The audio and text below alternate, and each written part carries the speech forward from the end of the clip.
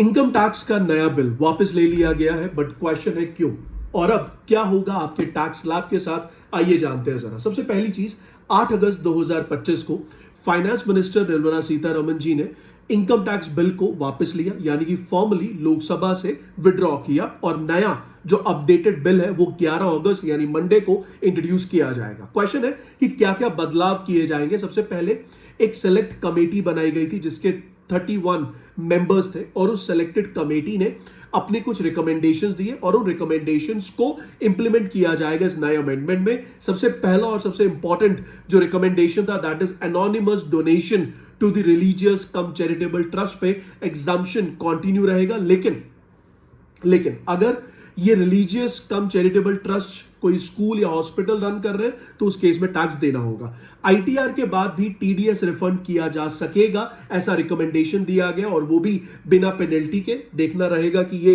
Recommendation implement होगा या नहीं। उसके साथ साथ सेक्शन 87A के तहत जो रिबेट लिमिट है उसे बढ़ा दिया गया, 12 लाख कर दिया गया, जो कि पहले 7 लाख था, ये ऑलरेडी हो चुका है। रिबेट अमाउंट भी 25,000 से बढ़ाकर 60,000 की गई है। तो इसका मतलब ये है कि मिडिल क्लास के लिए ज्यादा सेविंग, कम टैक्स बर्डन और ज्यादा कंजम्पशन का वादा इस बिल से किया जा सकता है।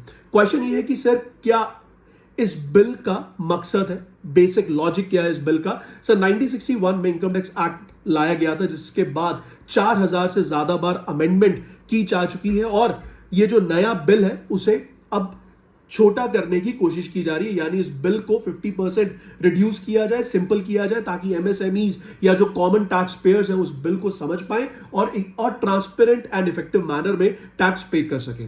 सिंप्लीफाइड टैक्स, ज्यादा सेविंग और लीगल क्लैरिटी, नए इनकम टैक्स बिल 2025 का यही है वादा। सो स्टे ट्यून्ड, 11 अगस्त को चेक करेंगे इसका अपडेटेड वर्जन।